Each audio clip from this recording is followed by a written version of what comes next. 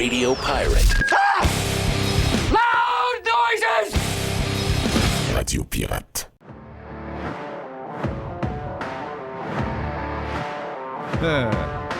Tu t'amuses, là? Ah ouais, moi j'aime ça, ce qui vient d'arriver là, regarde. C'est le mariage annoncé entre la PGA Tour et Live Golf. Et là, regarde les memes qui se promènent sur le web. Là. Brooks Koepka qui vient de mettre, c'est marqué Welfare Check on Chambly. Brandon Chambly qui est un ancien joueur de la PGA, qui n'a pas eu une grande carrière, mais quand même joué sa PGA, et qui est un super analyste. Je dois le dire que c'est un gars que j'adore, là, mais c'est juste que depuis Live Golf, il a complètement échappé. Et le meme de Brooks Koepka où Brooks, justement, arrive avec un kart de golf et écrase complètement Brandon Chambly. Regarde, c'est extraordinaire. Je sais, regarde, j'ai pas tous les détails. Mais c'est une grosse défaite pour le PGA Tour. De ce que je peux voir, là, c'est surrender. Là. C'est drapeau blanc, merci, bonsoir. On est obligé de s'écraser. Le pouvoir, il y en a qui vont capoter un peu, mais c'est de même depuis que la Terre existe. C'est le pouvoir de l'argent. Veut pas. C'est sûr qu'à un moment donné, bon, il y en a qui appellent ça du sports washing. Ils disent, bon, l'Arabie Saoudite s'intègre de plus en plus. L'Arabie Saoudite est partout, en passant.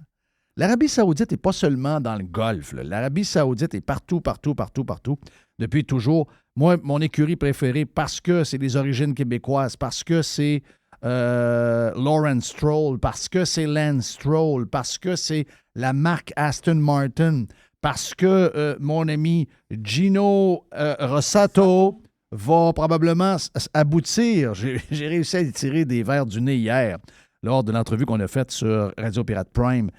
Lui qui a été 31 ans, un peu chez Lotus, mais surtout chez Ferrari, haut placé chez Ferrari. Je dis, ouais, mais là, un Québécois italien, même si ton cœur est chez Ferrari, mettons que Lawrence t'appelle. Ah, ouais, probablement, oui.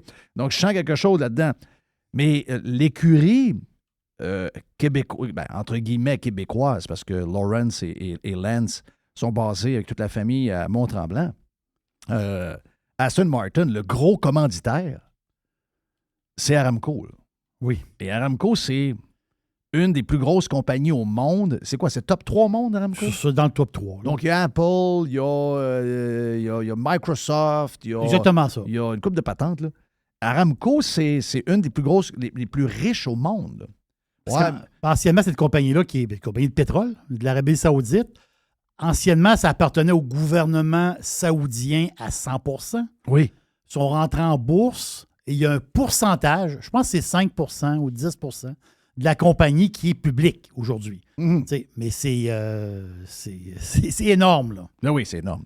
Donc, eux autres, ils sont impliqués en F1, ils sont impliqués dans le golf féminin, ils sont impliqués dans le golf. Et à un moment donné, on dit, on veut avoir, on voulait avoir une course de F1, ils en ont eu une. Puis c'est sûr que, et moi, je vais remettre mon affaire, là. J'ai jamais compris l'histoire. Moi, j'ai toujours trouvé ça bon qu'il y ait une ligue qui compétitionne, une ligue professionnelle qui avait un genre de monopole et qui maltraitait d'une certaine mesure. Il y en a qui vont dire, mais ils sont riches. Ouais, mais sauf que la Ligue faisait beaucoup plus de revenus que, tu sais, la Ligue nationale de hockey qu'on aime, ça a pris 2 lockouts pour qu'il y ait un partenariat entre le syndicat des joueurs et les revenus de la Ligue des propriétaires. Les joueurs de golf étant pas équipés comme les joueurs de hockey ou de baseball ou de football, ils étaient un peu exploités, puis ils étaient souvent, ils payent leurs dépenses, s'ils font pas la cote, ils n'ont pas une scène. Tu sais, pour faire le show, ils étaient comme, ah ouais, performe, puis quand tu vas performer, tu fais de l'argent. Il y en a qui vont dire, moi, j'aime ce système-là. Oui, c'est vrai. Sauf que si vous êtes joueur, vous n'aimez pas ça, OK? Donc, si vous aimez les gens qui sont payés en fonction du rendement, est-ce que beaucoup de monde accepterait de travailler? Tu sais, quelqu'un qui me dit, ouais, moi, je suis pour ça, moi... Je suis pour ça, moi, que les joueurs de golf soient payés juste quand ils jouent bien. Je dis, travaille où, toi? Ministère de telle affaire. On fait ça la même affaire? Là, c'est pas Ta pareil. paye sera pas grosse. Là, c'est pas pareil. Oh, Ouais. hop. Toi, t'es-tu en charge t'es-tu au ministère des Transports, toi, avec les routes tout croches, les autoroutes défoncées? Veux-tu que je te paye au bonus? Puis à comment bon tu travailles? Pas de salaire de base. Pas de salaire de base. D'après moi, finalement, tu vas trouver ça bizarre, là. Tu vas te dire, ouais, finalement, je vais avoir des meilleures conditions que ça. Ben, c'est un peu ce que les joueurs de golf voulaient. Et j'ai l'impression que la gang de l'Arabie Saoudite ont voulu acheter la PGA, puis ont voulu créer quelque chose de différent, puis ont voulu mieux traiter les joueurs, puis ont voulu leur donner des salaires garantis, puis des choses comme ça. Puis ça a attiré des gros noms. Là. LIV a attiré facilement sur les 40 joueurs qui ont signé, parce que c'est à peu près 48 joueurs qu'ils peuvent avoir sur le field de manière qu'ils sont faits. Il y a facilement 25 super joueurs de golf. Là, Dustin Johnson, Brooks Koepka, Reed, Phil Mickelson, qui a fait quasiment 800 millions de revenus dans sa carrière, mais qui aurait dû être 2-3 fois milliardaire avec l'argent que ces gens-là ont généré avec le PGA Tour, les droits de TV et tout. Puis tu as des golfeurs aussi là-dedans que peut-être qu'ils ne sont pas au top mondialement, mais c'est des visages connus. C'est un gars comme Garcia, mettons. Oui, il est rendu en fin de carrière, mais tu l'amènes quelque part. Mais tu veux le voir. Tu sais qu'il ne gagnera plus. Ma blonde le connaît, là. C'est ça. Comment pareil, ma blonde a fait pogner le cul par Sergio. Oui, Sergio a pogné le cul à ma blonde. J'ai dit, Sergio, I love you, man. Oui. C'est Sergio, c'est correct. Have fun for 30 seconds. She's my wife. Mais ils sont allés chercher des personnages. Deschambault, c'est un personnage. Exact. Ben voilà. LIV, c'est ça. Ils sont allés chercher des personnages. Voilà. Ils ont créé quelque chose. Puis là, surtout que dans les tournois majeurs, on disait « Ah, les gars de LIV, là, vu qu'ils jouent moins souvent, puis ils jouent plus de la manière comme avant, ils vont arriver dans les tournois majeurs, puis ils vont être perdus. » Brooks Koepka a manqué gagner le Masters et il a gagné le PGA Championship il y a 2 semaines, quand même spécial. Et là, ben, on s'en va vers le US Open dans 2 semaines. Donc, c'est un gros move. Greg Norman s'est fait brasser, pas à peu près. Greg Norman, c'est un gars d'affaires. C'est un gars que j'admire. C'est un gars que j'aime son côté business. J'aime sa vision. J'aime le côté anti-woke. C'est un fighter, Greg Norman. Et là, ben, on a essayé d'attaquer Greg Norman de tous les côtés. On a essayé de même briser sa legacy d'une certaine manière. Parce que Greg Norman... Et moi, j'ai suivi tout le processus quand on était en formation et que ça a failli chier avec l'histoire de Phil Mickelson il y a peut-être à peu près 1 an et demi, 2 ans. Et là, ça a parti, cette affaire-là. Et écoute, la PGA est obligée d'écraser. J'ai hâte. C'est sûr que là, on vient d'apprendre la nouvelle. Ça vient d'arriver dans les dernières minutes. Et on vient d'apprendre la nouvelle. On n'a pas tous les détails de ça, mais c'est que la PGA s'est sentie obligée. Il n'y avait aucune pression du côté de LIV Golf. LIV Golf est financé à 100% par Aramco et Aramco a les reins solides puis est très patient.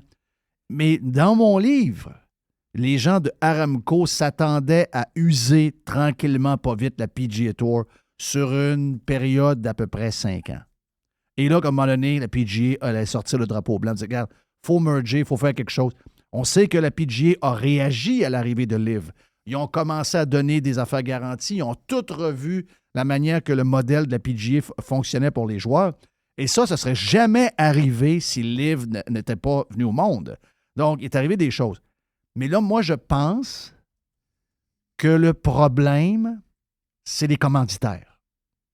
Donc, les commanditaires qui payent les droits de télévision, les CBS de ce monde qui payent la télévision ont commencé à dire « Je sais que tu ne veux pas te marier avec LIV Golf, mais nous autres, on veut Phil à TV. » C'est ça le point. Nous, on veut Garcia à TV. On veut Garcia parce que madame connaît Garcia. On veut Deschambault à TV. Oui. On veut Dustin Johnson qui French la fille à Gretzky à TV le dimanche après-midi. On veut Patrick Reed que tout le monde haït, mais que tout le monde connaît. On veut Ian Poulter à la Ryder Cup. C'est ça. On veut le petit moustachu Smith. Oui. On veut Smith, l'Australien moustachu avec le genre et son molette. Avec le molette en arrière, c'est ça. Ben oui, on veut tous ces gars-là. Là. Ils n'étaient plus là, sauf aux 4 tournois majeurs. Même à la Ryder Cup, ils n'auraient pas pris. Alors que la Ryder Cup, c'est une bataille des États-Unis, les meilleurs golfeurs des États-Unis, contre les meilleurs golfeurs de l'Europe. Ça n'a rien à voir avec la PGA, Mais à cause de ça, il y a quelqu'un qui s'est dit, attends un peu, wow. C'est sûr que ça vient dehors de leur contrôle. On n'a pas encore les détails. C'est sûr qu'il y a peut-être déjà des textes qui circulent sur le web, on a eu quelques infos, mais il y a dû avoir une pression énorme sur le management de la PGA pour que la PGA soit obligée de se marier avec l'Arabie Saoudite, Aramco, Live Golf, Greg Norman. Extraordinaire. Regarde, il y a beaucoup de choses. Ça vous montre la puissance de l'argent. Ça a toujours été ça. Dans un sens, la PGA a profité de son monopole et de son cash et de son pouvoir pour exploiter d'une certaine mesure les athlètes qui étaient là et qui faisaient rouler tout le spectacle. Est arrivé un joueur qui a dit « Moi, je ne veux plus ça. Moi, je vais créer quelque chose où on va mettre en premier les athlètes, on va les récompenser avant qu'ils soient dans le drop, puis on va s'occuper d'eux autres comme jamais on s'est occupé d'eux autres. Puis on va faire passer ce tour-là pour une gang de pas fins. » Et c'est exactement ce qui est arrivé. Puis la PGA Tour est obligée de rapidement ajuster son modèle à cause de ça. Donc, d'une certaine mesure, c'est l'argent qui menait les joueurs de la PGA. Arrive un joueur qui a plus d'argent, qui probablement est arrivé à un moment donné et dit « Hey, est-ce que je peux rentrer comme partner avec toi? Est-ce que je peux acheter 50% de ta business? » Oh là, vous êtes Aramco, oui, l'Arabie Saoudite, vous venez de couper en morceaux un journaliste. Oui, c'est ça, ils sont pas fins. Ils sont pas fins. C'est ça. Ouais, là, le gars, il dit, ouais, mais là, t'as peu, là. Il dit, t'es commandité par FedEx. FedEx vient d'investir 15 milliards chez nous dans un réseau de distribution. Toutes tes compagnies au complet qui sont tes commanditaires, ils ont 40 milliards de chiffre d'affaires en Arabie Saoudite. Tes commanditaires là, que t'as pour ton tour, ils font des affaires chez nous à la hauteur de 40 milliards de dollars par année. Ouais. OK, ouais. Donc, savez-vous, c'est une game de cash.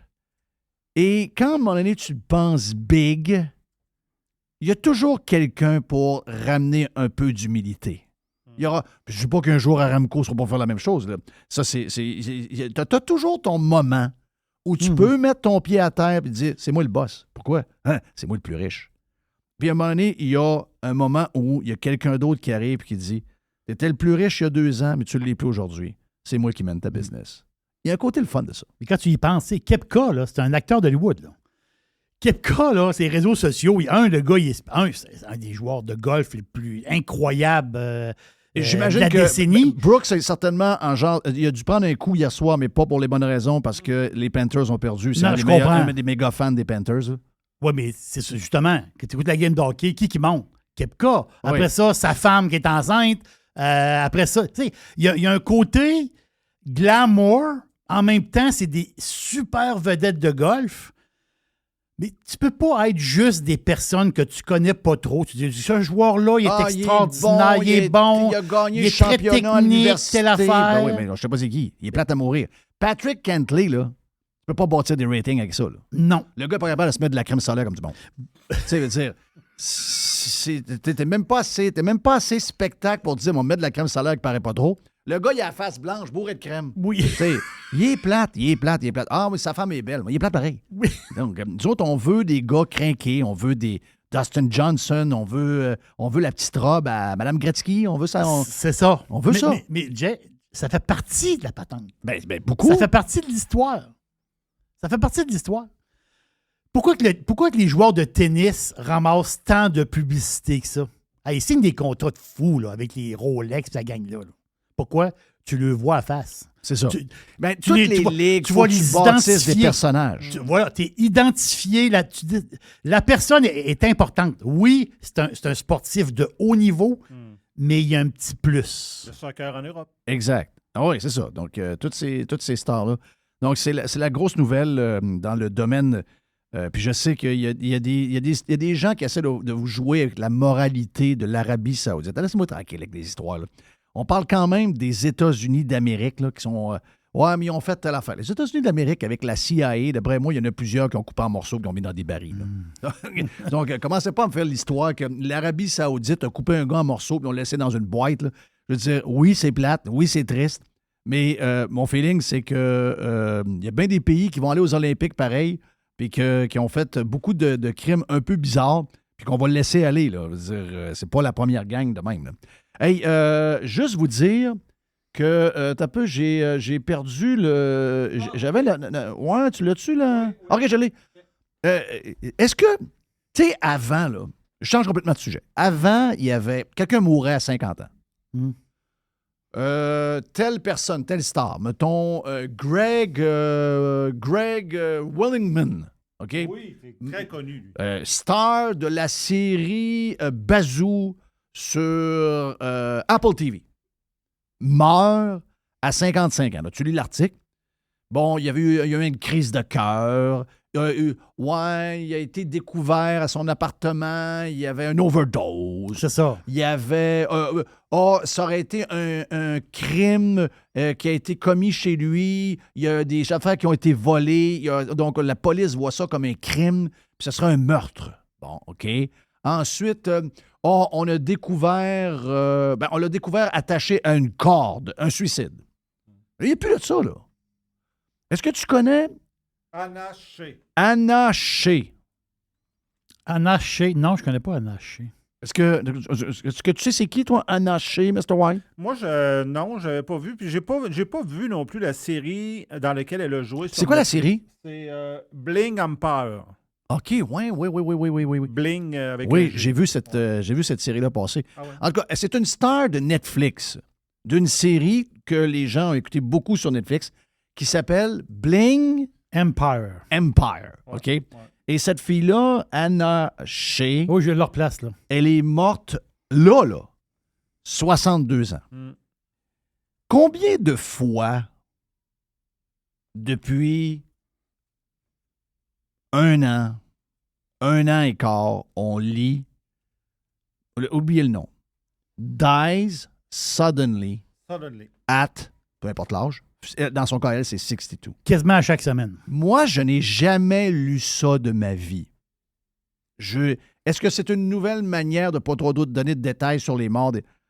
Mais on dirait que c'est... Tu sais, on dirait que depuis qu'on a eu une inondation de shots COVID, on dirait que le nombre de...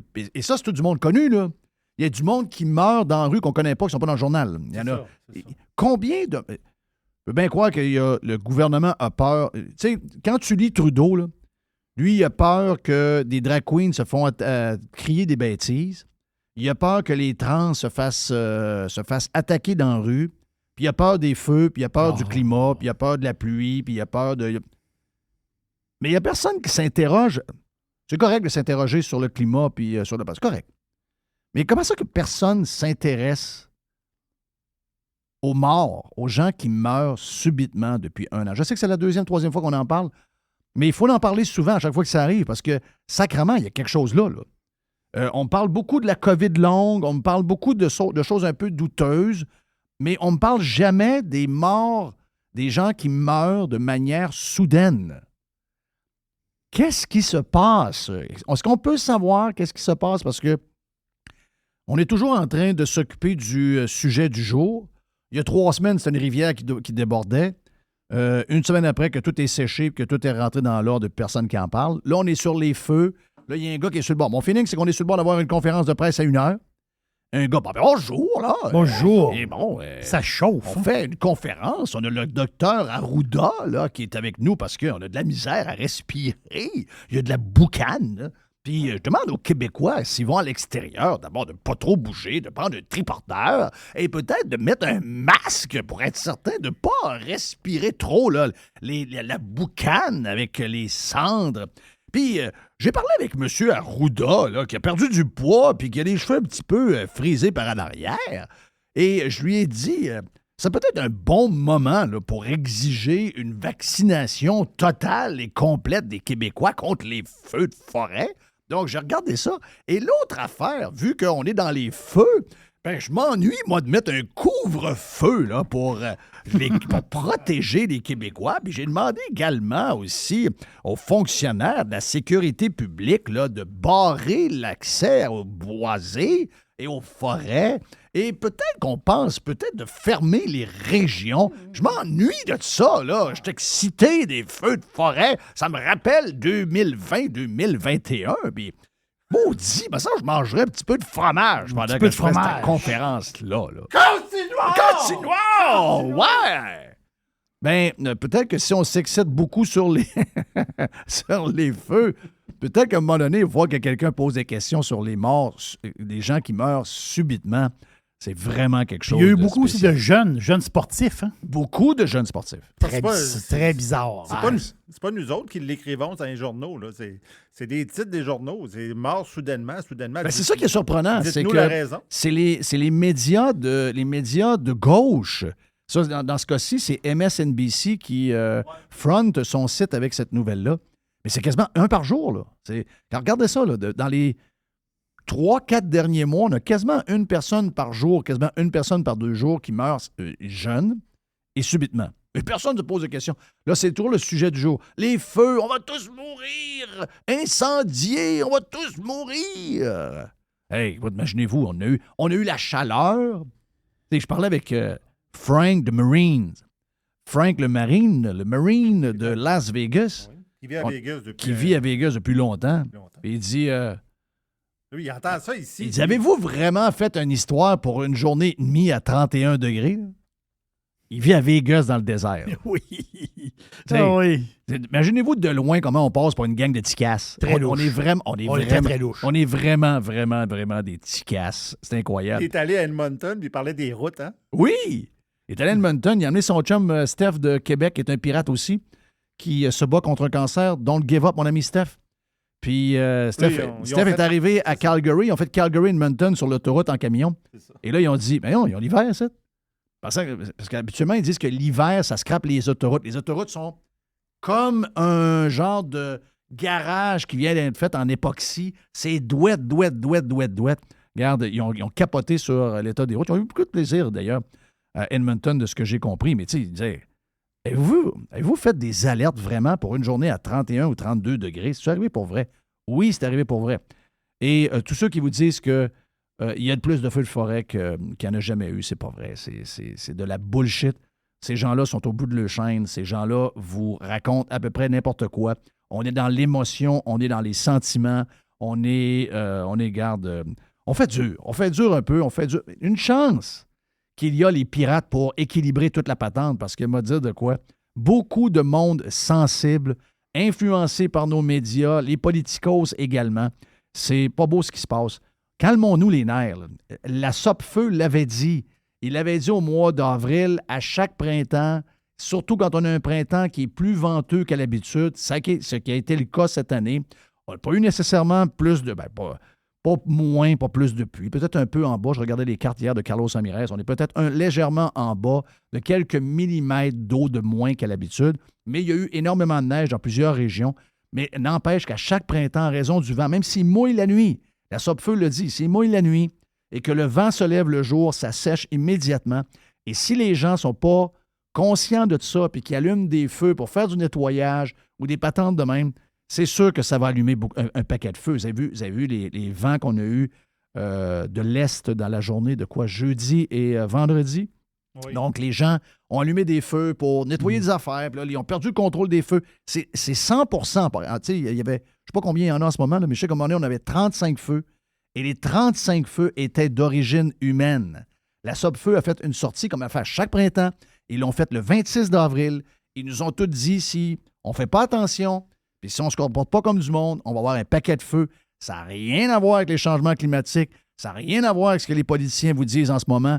Ils jouent avec la tragédie, ils jouent avec les feux, ils jouent avec la peur. Ils sont maintenant spécialistes dans ce domaine-là depuis la COVID. Ils adorent prendre le monde par les sentiments. Mais c'est pas le temps de niaiser parce qu'il y a du monde pour vrai qui travaille d'un feu. Il y a des gens que leur maison est sur le bord de brûler. Donc, il y a des histoires quand même. Donc, c'est pas le temps de se faire du capital politique et de jouer avec les émotions du monde là-dedans. Il faut se comporter comme du monde. Il faut faire attention, là. Quand tu es premier ministre, tu as une responsabilité. Tu ne peux pas dire n'importe quoi. Donc, c'est pas vrai qu'on aura plus de feu. C'est pas vrai qu'on s'en va vers la terre qui va brûler, etc. C'est du gros n'importe quoi. Mon nom est Jeff Fillion. Voilà pour l'Open d'aujourd'hui. Régent et stand-by. On a une boîte à Jerry. Qu'est-ce qu'on a d'autre aussi? On va avoir Alex, notre geek, qu'on va amener pour la première fois dans le live, qui va venir nous parler des annonces d'Apple hier. Yes! Thank you, mon ami. Donc, on va parler, puis petite boîte pour Jerry, c'est ça, je l'ai déjà dit. Petite boîte. Régent Tremblay est prêt, ou presque. On y parle après la pause, ici même sur Radio Pirate Live. Radio Pirate. Making history again. Radiopirate.com. Bon, mais Jerry stand-by, on est prêt pour la boîte à Jerry. Je viens d'apprendre entre les lignes, on me dit que le Canadien gagnerait la Coupe en 2026. Ah oui? Ouais. En 2026. Chose est sûre, pas sûr que les Panthers vont gagner en 2023. Là, parce que Marchesso, le MVP à mon ami Jerry, oui, c'est connaît moi des MVP. séries incroyables. Il est prêt à nous en parler. C'est le temps de parler avec Régent Tremblay. La chronique de Régent Tremblay vous est présentée par les sauces Fire Barnes. Fire Barnes. Fais-toi plaisir, mets-en partout. Reg, Canadien gagne en 2026 avec la signature de Caulfield? Oui, premier trio. Caulfield, évidemment, c'est un premier tour. Suzuki, c'est un premier tour. Oui. Puis Slavkovski, c'est un premier tour. Ouais, mais Suzuki, c'est pas ton homme, ça. C'est pas grave. Deuxième trio, Dak, premier tour. Ils vont signer Dubois, premier tour. Puis Mishkov, premier tour. Ouais, Troisième trio. Mishkov, ça a l'air que Columbus le prendra en troisième ronde. Le troisième choix. Non, mais là, brise pas mon fun. OK. Après ça, c'est troisième trio, là, t'es rendu avec Anderson, Power, Farrell, puis Gallagher qui va traîner encore ses godasses. Puis quatrième, t'as Harvey Pinard, Owen Beck, deuxième tour. Puis je pense que Joshua Roy va arriver là. Fait que regarde ça là, à l'attaque, à la défense. Goulet, premier tour. Matheson, premier tour. Roy, c'est le gars qui jouait avec Bédard au championnat mondial, là? Oui, monsieur. Il est bon en tabarnache, oui. Il est bon en tabarouette, hein? Ouais. Après ça, Harris, troisième tour. Mayu. Hey, on oublie que Logan, ça va être... Ah non, lui, il est bon. C'est un méchant premier stud. tour. Après ça, ben, t'as Kejak Tchekak. Regarde, c'est pour ça que je reste fidèle aux Canadiens pour le reste des temps. Hey! Puis là, hey, ton septième défenseur, ça va être Justin Barron. Premier tour. Quand ton septième est un premier tour, regarde ça, là, t'as des actifs incroyables. Tout ce qui te manque, c'est un goaler. Carey Price va être Ouais, mais là, regarde, il va être divorcé. Vegas nous montre que tu es capable de gagner avec un goaler qui s'appelle Suitcase. Valise, parce qu'il a tellement fait de clubs que le gars, il est... Puis, il est très bon. Non, mais pour une fois que j'annonce la Coupe Stanley en 26... Oui. Alors, moi, je trouve moi, que je te trouve pas très enthousiaste. Ben oui, je suis très enthousiaste. Ben oui. Hey, je suis en train de manger ma banane. Les remparts, c'était beau. La game contre Seattle, ils ont dominé pas à peu près. Très beau club de hockey. Mais là, moi, j'ai fait une prédiction. Je pensais que Columbus était sérieux. Finalement, Columbus va nommer quelqu'un d'autre. Là, on apprend que New York n'est pas du tout intéressé à Patrick Roy. C'est quoi l'histoire de Patrick Roy? Ben, je pense qu'on en a parlé. La mafia des directeurs généraux. Ah, c'est ça. C'est une maudite affaire dans main. Ça m'écoeure, ça. Ça se peut pas, là. Voyons donc. Ça se peut pas qu'il n'y ait pas un club qui donne son club. Là, il reste Calgary. Il reste Ottawa. Il n'y a pas Anaheim aussi? Puis Anaheim non, aussi. Anaheim, c'est fait, là. C'est fait? Oui, un matin. Les Rangers, ils ont dit non hier. Ah, Ils ont dit non pour Roy. Mais c'est quoi l'histoire? Les gars, ils ont peur de lui. Il n'y a pas un directeur général qui va engager quelqu'un qui est dangereux pour eux autres. C'est ça. C'est les kings de la mafia, ça. Trompe-toi pas. Puis tous les exemples, le plus fort, évidemment, c'est Ted Nolan, mais il y en a eu d'autres. Oui. Un coach, une personnalité qui menace de passer par-dessus le GM, il est mort. Ouais, le mot se passe à travers la ligue.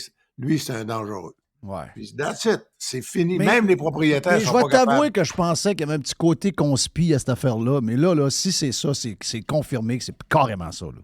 Voyons. Là, comment tu peux ne pas même rencontrer le gars qui a clenché 5-0 Seattle, qui était supposé être le meilleur club au Canada, même s'ils sont aux États-Unis. Oui.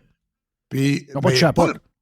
pas clenché, là. Ils ont eu trois lancers qui auraient pu peut-être. Oui, ils n'ont pas de chapeau. Ils n'ont pas... Non, je veux dire, dominer. Puis en plus, les petits Frenchies, les Pissot, les Frogs, tous les qualificatifs qu'ils ont reçus dans leur dos, là.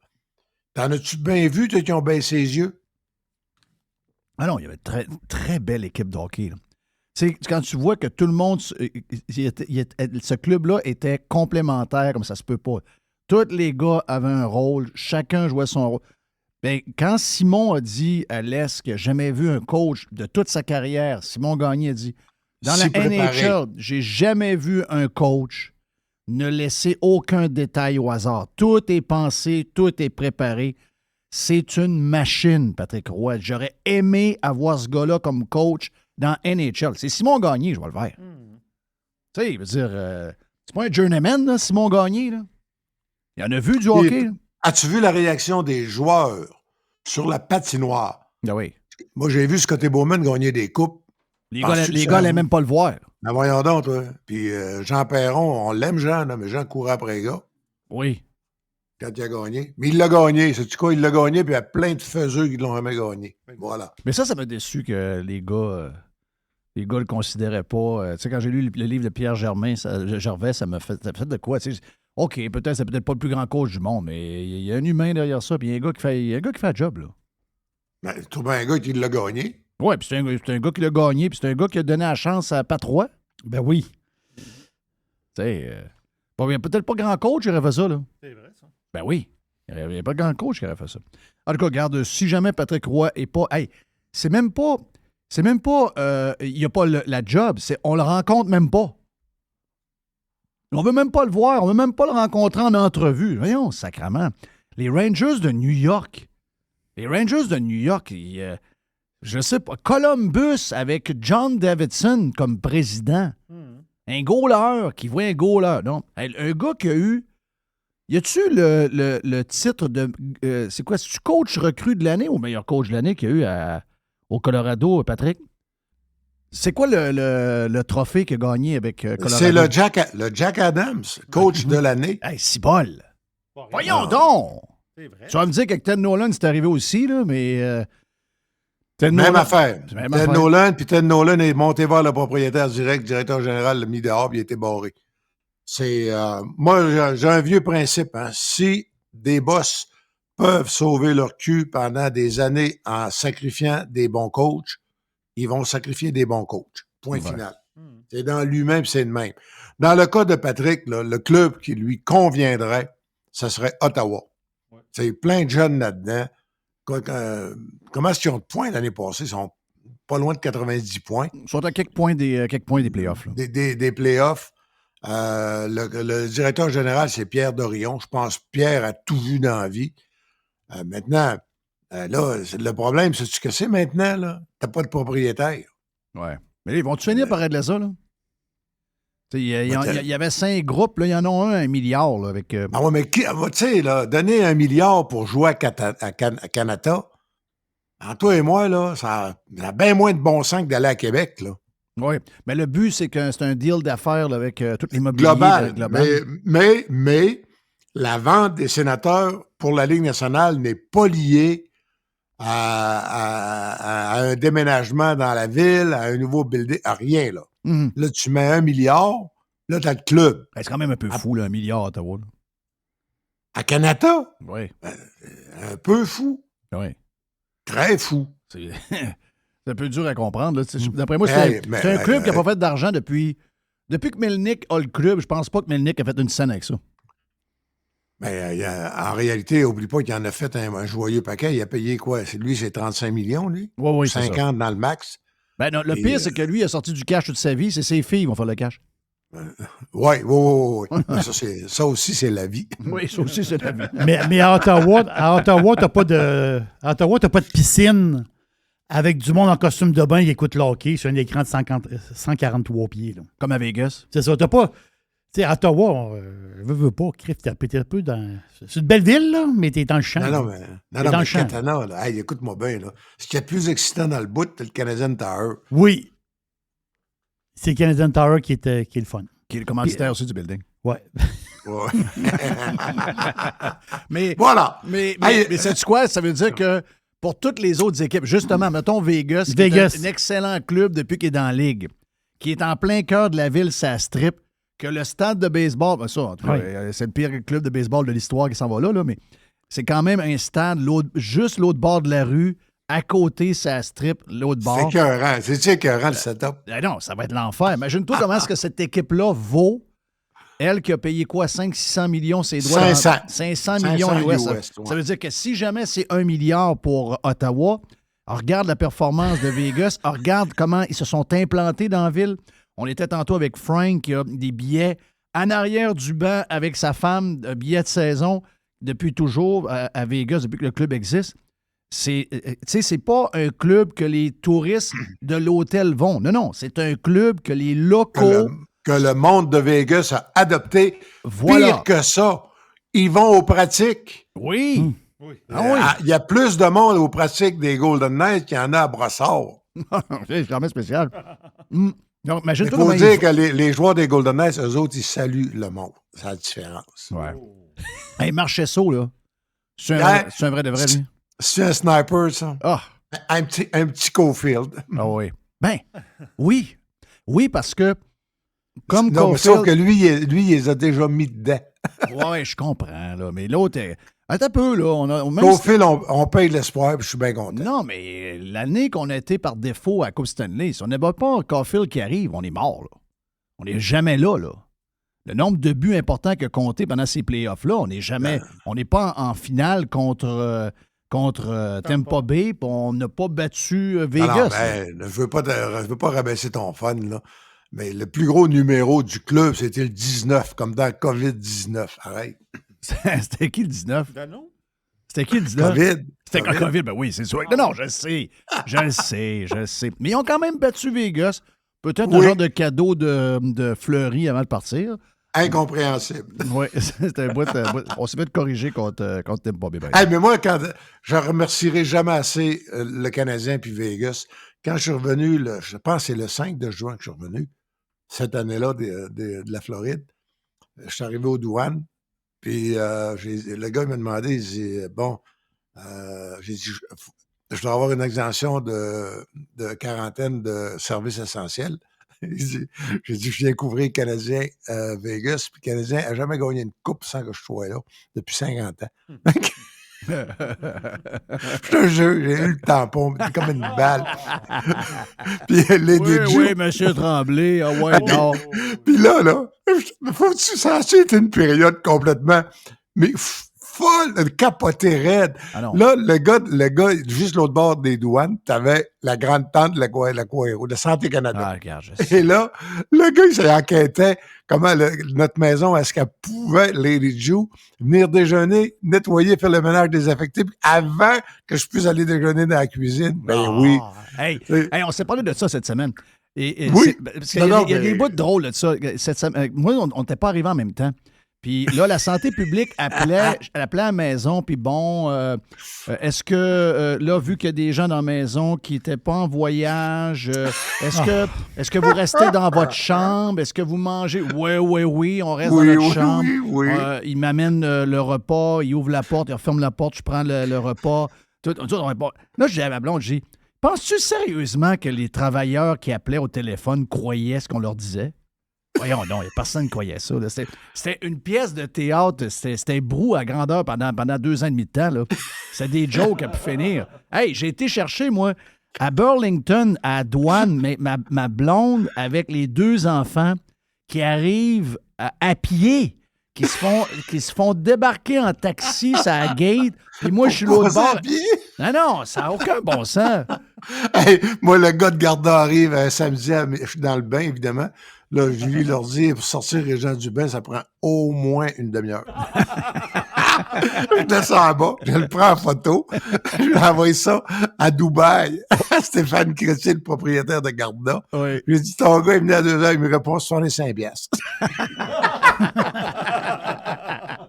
Hey, là, ma blonde jouait du drum. Ma blonde jouait du drum au sol, donc badang, badang, badang. Là, le gars, le genre de police en carton arrive chez nous, puis il cogne, puis il n'y a personne qui répond.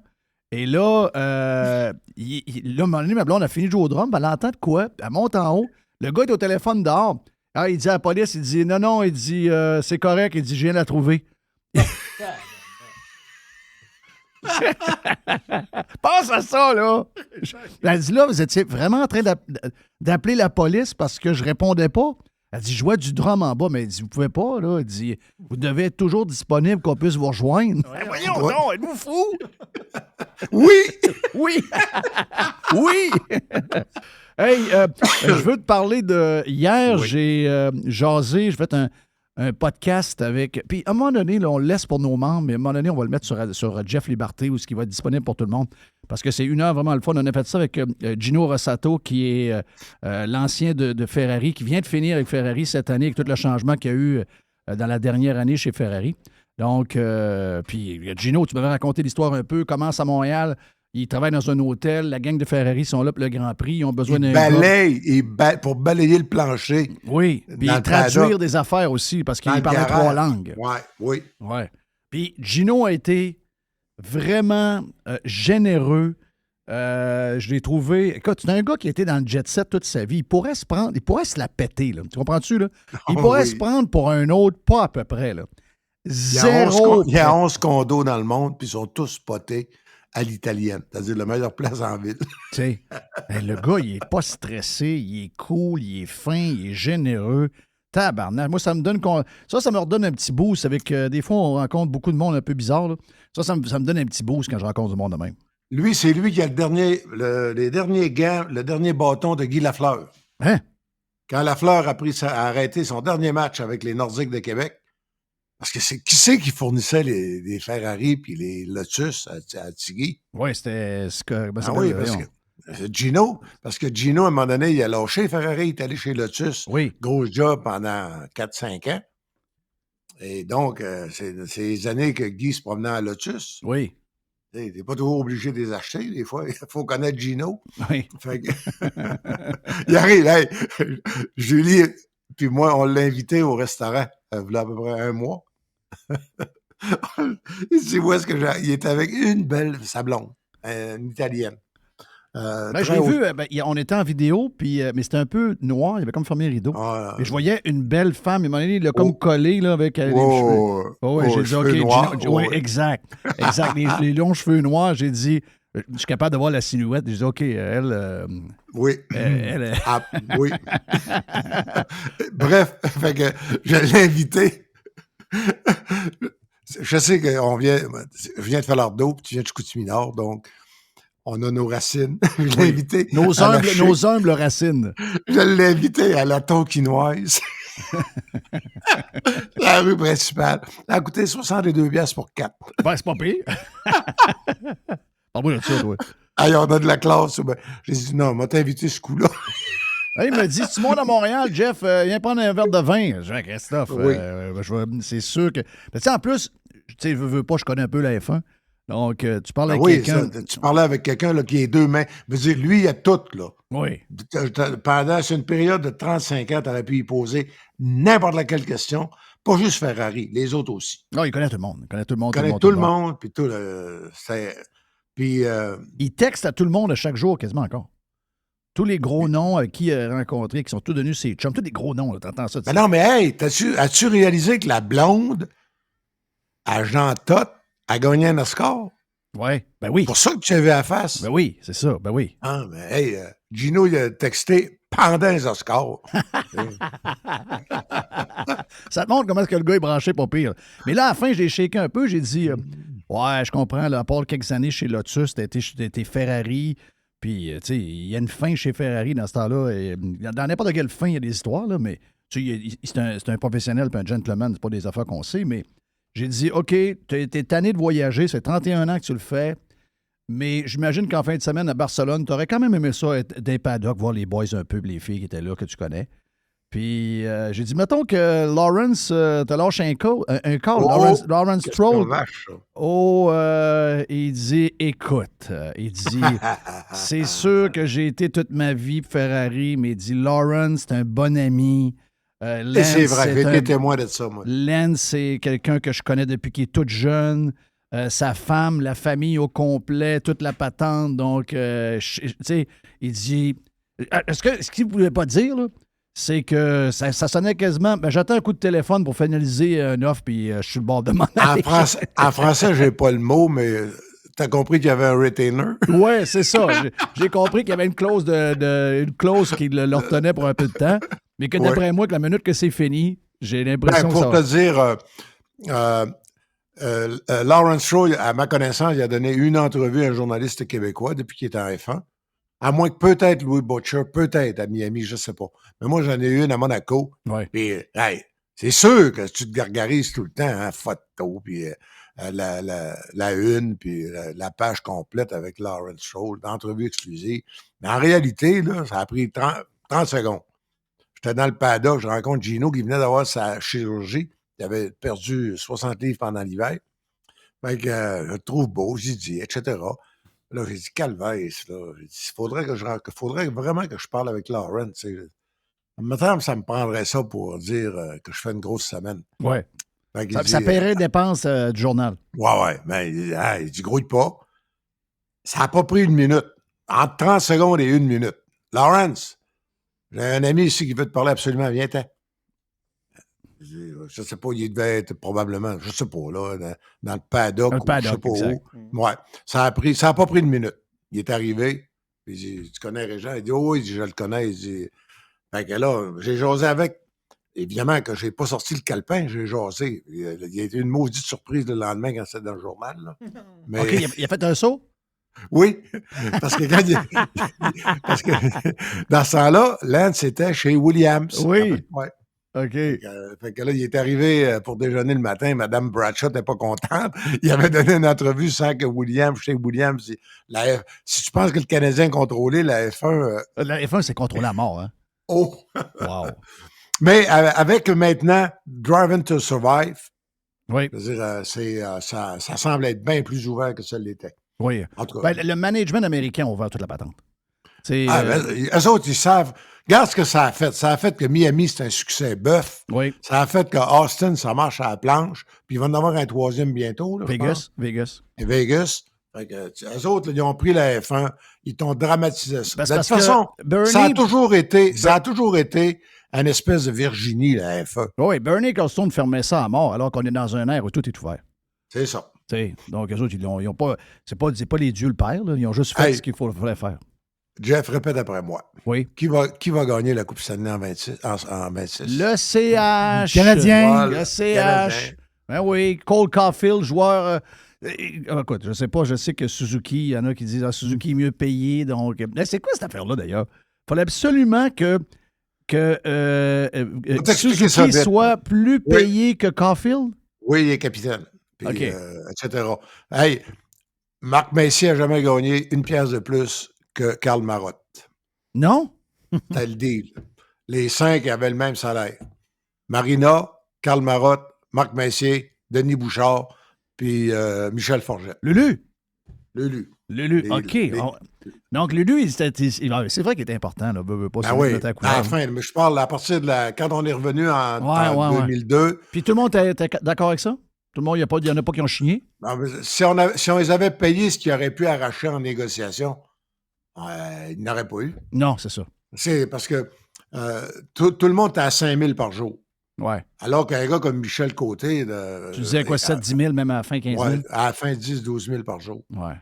Ouais, mais c'est le principe du Canadien, ils ont établi leur échelle salariale. Les gars semblent l'avoir accepté. Ah non, moi, je pense que c'est un méchant deal pour Canadien. À moyen terme, oui. Dans 3 ans, ce gars-là sera lâché 10 millions. C'est ça, exact. Donc, 10, puis là, on le voit, là, ce qui se dessine. Il y a du 11 puis du 12 qui commence à se tramer. Si jamais... Regarde, il a compté 26 buts avec une épaule, puis sur un nombre de matchs quand même assez restreint. Ça veut dire, mettons, mais là, en shape, ça veut dire qu'il aurait compté probablement 41, 42, 45 moi, buts, là. Tout ce que je leur demande, là... Avec une équipe de pas bons. Tout ce que je leur demande au mois de septembre n'est pas nous dire... Non, faut faire les séries. C'est tout. Que le mandat soit clair. Là, tu penses qu'ils veulent déjà dire ça, là? Ça va inquiéter Jerry. Ils veulent pas, mais il faut qu'ils le disent. Ouais. sont pas si loin. Ils sont pas si loin de faire les playoffs que ça. Arrête. Là. Ben, je sais. Non, je suis pas en désaccord. Je suis pas en désaccord. Sais-tu ce qu'on sait pas? Est-ce que Martin Beau est vraiment bon? C'est juste ça. Ouais, Montembeau. Ouais, ben là, Montembeau, ben tu as eu ta réponse un peu... au championnat du monde. Au championnat du monde. C'est vrai. Ouais, mais là, hey, c'était la Lettonie et l'Allemagne. Là. Ben, il manquait un Russe. Pas de russe. Il n'y avait pas de Russe. Il n'y avait pas de Russe. Mais il y avait quand même... Puis les Finlandais et les Suédois. Ouais, mais il y avait quand même du bon hockey. Je suis obligé de te dire qu'il y avait du bon hockey pareil. C'est vraiment surprenant comme... Et qui c'est qui a formé l'équipe de la Lettonie? C'est... Bob Hartley. Bob Hartley. Oui, c'est vrai, c'est Bob. Non, Bob, c'est une machine. Oui, c'est un autre qui a été boudé dans la NHL, ça. Ben, il l'est boudé, là. Penses-tu qu'il est fini? Ben non. Puis les gars l'ont adoré. Tu sais pourquoi il est là?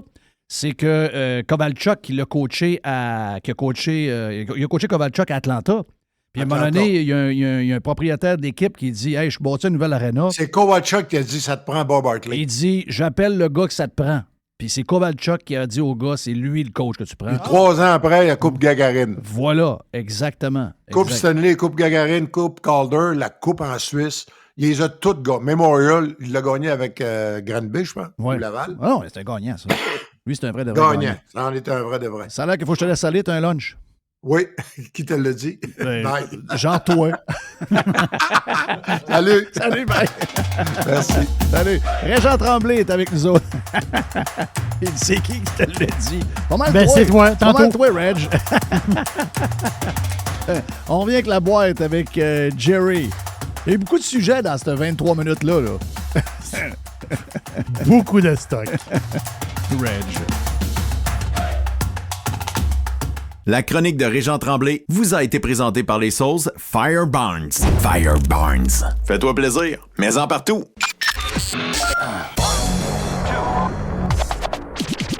I love it. Listen. Radiopirate.com. Radiopirate.com.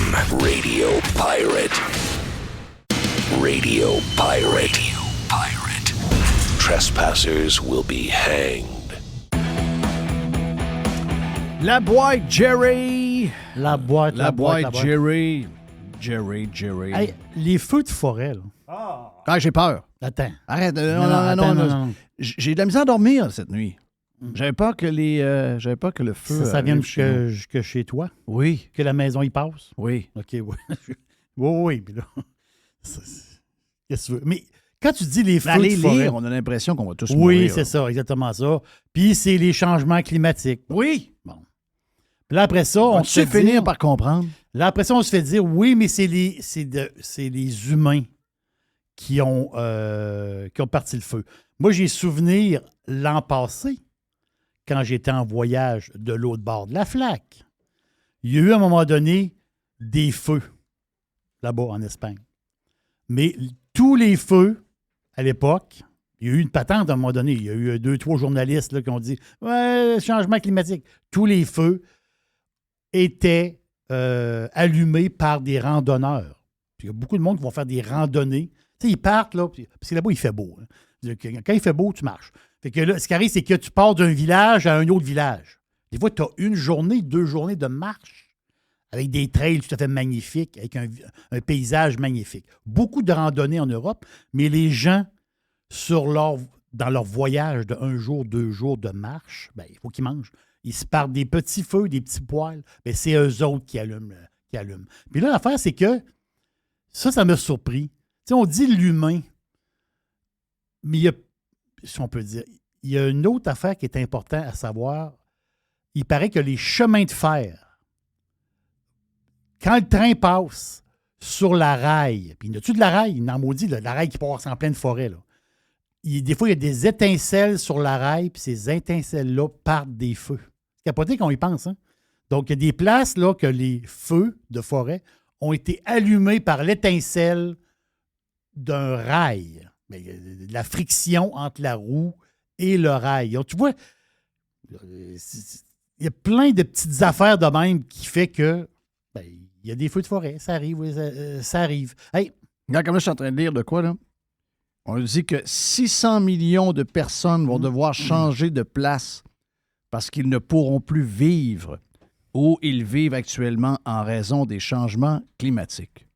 Je vous le dis, là, On a affaire à une... C'est probablement la plus grosse gang de maniaques conspirationnistes de marde que vous avez jamais vu de votre existence. Tu sais, on s'en est fait bourrer des patentes. Là. Les histoires de bonhomme 7 heures, on en a eu en tabarnage depuis qu'on est jeune. Là. Mais celle-là, là, Qui sont, Jeff, les réfugiés climatiques? Je veux savoir c'est qui. Ben, ça a l'air que c'est les gens de la Californie qui quittent la Californie, de ce que j'ai cru comprendre. À cause du climat Mais ou non. à cause qu'ils se font manger le paye? Ben, c'est parce qu'ils se font manger le paye, puis quand ils sortent de la maison, il y a un gars qui a une tente dehors qui chie sur le terrain. Ben voilà. C'est pour ça qu'ils veulent s'en aller. Ben, c'est sûr. Ça n'a Parce rien que à voir avec le climat. C'est une société en déroute, là. Oui. Ils veulent s'en aller, là. Mais l'histoire de réfugiés climatiques dans le monde entier, là, c'est pas des réfugiés climatiques. C'est du monde qui quitte la guerre. C'est du monde qui quitte des endroits qui n'ont pas d'emploi. C'est du monde qui veulent améliorer leur sort. Quand tu pars de la Syrie et tu veux t'en aller en Angleterre, tu n'es pas un réfugié climatique, là. Pas parce qu'il fait chaud en Syrie. Parce qu'en Syrie, ça se peut que tu ne te rendes pas à 50 ans, là. Puis tu veux que tes enfants aient quelque chose de bon dans l'avenir. C'est pour ça que tu t'en vas en Angleterre. Pas à cause que tu as chaud. Non, c'est ça. Parce que le monde en Israël, là, il fait chaud en Israël. Puis il pleut pas souvent. Tout le monde veut y aller pas mal, hein? C'est une belle place pour vivre. Là. Ben oui. Ça, je peux te le dire. Hey, ici, à Québec, dans le village, là, il y a un gros musée. On a des gros musées. Musée du Québec. Musée de la civilisation. On est proche du fleuve, là. En bas. Le Château-Frontenac, là, tu regardes en bas, là, sur le bord du fleuve. Il y a un musée qui est là. Pas loin du musée, il y a un théâtre qui s'appelle la Caserne d'Alousie. Oui. La Caserne d'Alousie, OK, ils vont agrandir la salle de spectacle. Là, je me disais, oh ouais. C'est drôle parce que c'est une salle de spectacle que je ne connais pas beaucoup. Même que je ne connais pas du tout. Je comprends pourquoi je ne la connais pas. Ils font des marionnettes. Là. Pas ce que je comprends. C'est une salle de spectacle pour jeunesse. C'est, exemple, une pièce de théâtre des gros becs. C'est pas le même. C'est pour ça que je ne connais pas la place. Là. Moi, je ne vais pas voir des spectacles jeunesse. Là, mais la caserne d'Alousie, Jeff, là, ils veulent l'agrandir. Puis là, ils veulent mettre ça à 335 places. Bon, tu dis c'est correct. Mais l'autre, il y avait un projet. Le projet, il date de quelques années. Mais là, le projet, au début, il était à 18 millions. Je vous épargne les virgules. Là. Je mets des chiffrons. Le projet était à 18, il est rendu à 38. Là, je dis, 38 millions de dollars pour agrandir une salle de spectacle pour des spectacles pour enfants. OK, ça marche. Mais ça fait combien, ça? Ça fait 113 000 dollars du siège. Faut que tu en vendes des billets pour rentrer dans ton argent, là. En spectacle jeunesse, là. C'est n'importe quoi, là, ça, là. Ça, là, c'est n'importe quoi. L'argent coule à flot. Hey, l'autre patente, je pige dans la boîte. Puis je vais vraiment au hasard. Là. La cerveza, la bière, OK? Vente record des microbrasseries. Quand? Pendant la pandémie. Beaucoup de glou-glou pendant la pandémie. Hein, des grandes canettes, même le matin. 2-3 grandes canettes, il va juste à faire. Pas se comprend. Mais là, l'affaire, c'est que les ventes de bière, cerveza, sont en baisse pour les microbrasseries. Puis des bonnes baisses. Là. C'est sûr qu'il y a de la concurrence. Il y a plein de raisons, là.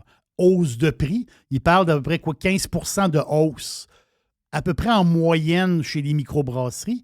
Il parle même de certaines canettes qui valent 1 pièce de plus. Là. La canette a coûté 3 piastres ou 4 piastres et quelques, rendu à 5 et quelques. Il y a même des canettes à 6 et quelques. Je comprends, c'est de la microbrasserie, des belles canettes de couleur, tout ça, mais quand même, il faut le payer. Là, ça devient assez dispendieux. Mais l'affaire, c'est de la concurrence. Et aussi l'espace tablette. Parce que il y avait, c'est pas des farces, là, c'est capoté quand tu penses à ça.